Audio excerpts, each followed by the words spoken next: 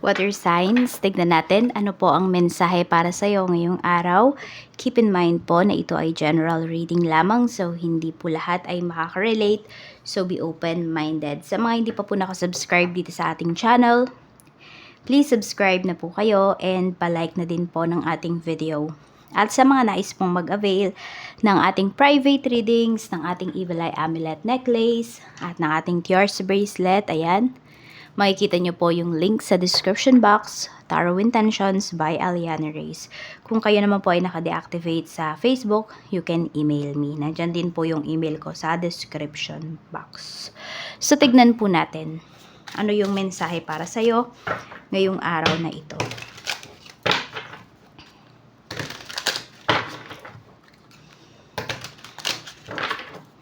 Mensahe po natin, okay, workplace affair, secluded. Napapatanong na ba kayo dito sa relationship ninyo ng coworker mo? Dapat naiisip mo na bang layuan? Kasi feeling mo hindi na talaga nakakabuti to sa'yo. Kasi yung iba po sa inyo, tinatago lang kayo. Yung iba, parang ginawa kayong third party.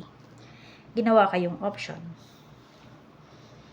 Kaya mag-iingat po kayo, no? Kasi mukhang may nagkakagusto sa'yo dito na katrabaho mo. Pinupurso ka niya kahit na alam niya na may karelasyon ka. Or water signs, pinupurso ka ng taong to kahit na may asawa na siya. Mag-iingat po kayo. So baka napakitaan mo lang yung taong to na mabait ka, ganyan nagustuhan ka na agad. Parang, alam mo yun, parang dapat friends muna, di ba? Co-worker muna, friends. Pero wala gusto niya agad co-worker, nakilala ka niya, nabaitan siya sa'yo, gusto niya magkaroon ka agad kayo ng relasyon. Mag-ingat ka sa tao na yan. Okay? Kasi baka ipitin ka niyan. Iipitin ka ng tao na yan na magkakaroon ka ng ano mo yan, parang hingi ka ng tulong sa kanya para masolusyonan yung problems mo. Tapos ang mangyayari, magkakaroon ka ng utang na loob sa kanya. Tapos ayun na. O di kasi vulnerable ka na sa kanya. Ayun ang mangyayari. Baka i-take advantage ka niyan. May hilingin yan sa'yo. Ayan o. Sabi dito, karma, drama, ending, loss, mental breakdown. So, iwasan nyo po ito. Yung iba sa inyo, kung ito naman, nandito na kayo sa isang relasyon na to, mag-iingat po kayo kasi, ayan o, baka maiskandalo kayo dyan sa trabaho. Baka hindi lang itong relasyon na to yung mawala sa'yo, pati yung trabaho mo. Kaya mag-iingat ka. Bumping heads. Naguguluhan na yung iba sa inyo.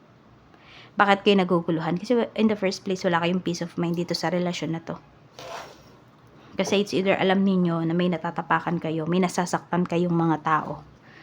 Yung iba nga dito, pwedeng parehas kayong may karelasyon, parehas kayong committed ng taong to, tapos pumasok kayo dito sa isang relasyon na ito.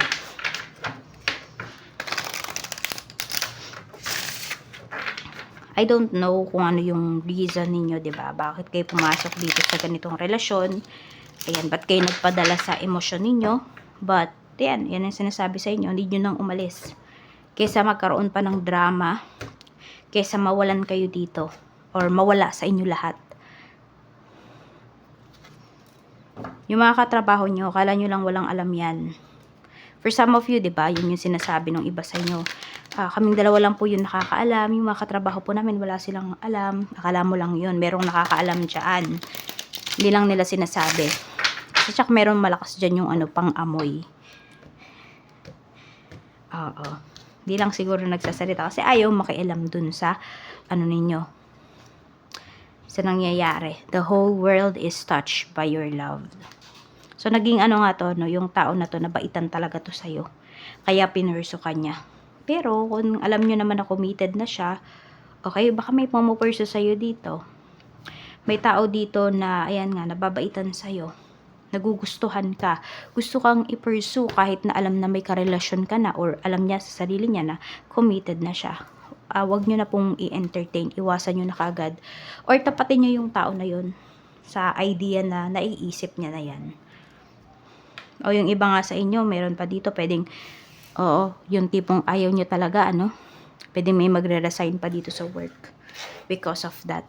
So, tignan po natin ano pa yung mensahe. Tignan natin sa mga nag-apply ng work. Pili po kayo 1 or 2. Tignan natin kung meron pa ba kayong aasahan dun sa in-applyan ninyo. 1 or 2. Pili kayo. Isa lang yung piliin nyo syempre. Tignan po natin.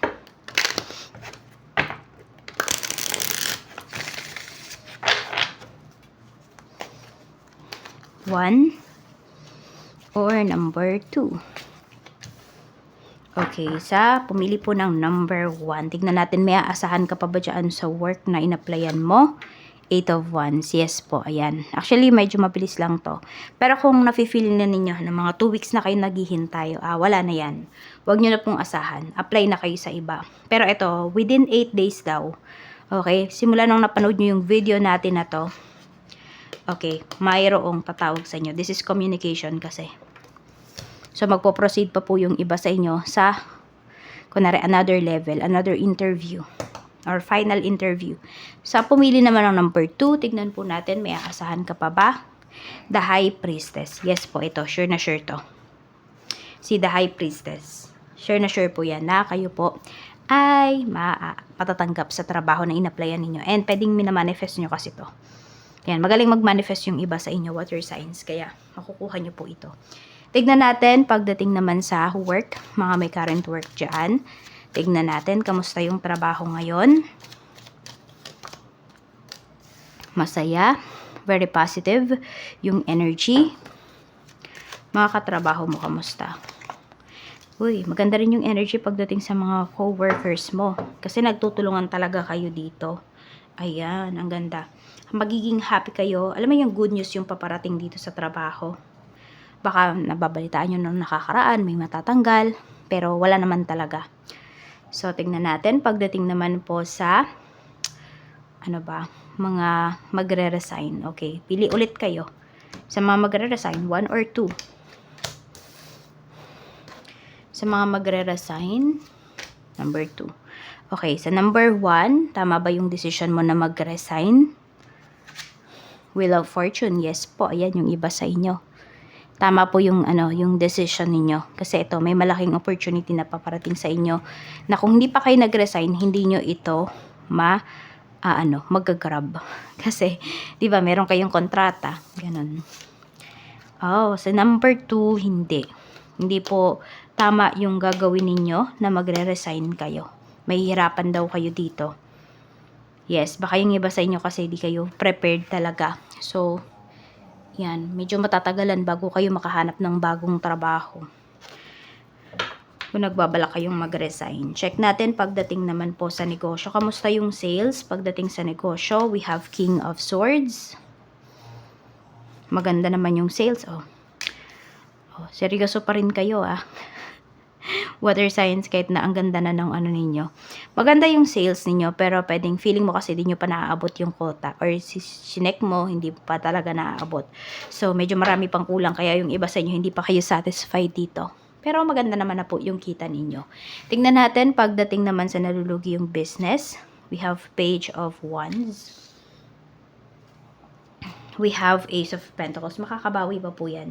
Need lang talaga maging hands-on talaga kayo dito. Or kung meron kayong new products, ganyan, need nyo talagang pagtuunan nyo ng pansin kasi pwedeng iyon yung mas magbibigay sa inyo ngayon ng mas magandang kita. Check po natin sa kaperahan naman. Happy po ba kayo pagdating sa money? Knight of Pentacles. Actually, yung iba sa inyo, hindi kayo ganun ka-happy.